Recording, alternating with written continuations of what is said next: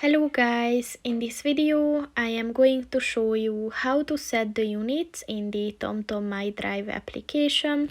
But first I just want to mention, don't forget to subscribe to my channel, because at 10,000 subscribers I am going to show you my whole YouTube revenue statistics and growth strategy, as well as how to make money online.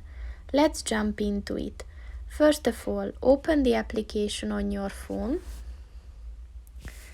And then click on the three dots at the top of the page on the left, and then click on the settings button and add the units section. As you can see, these three options are available, so just click on the one that you want to use and it is set.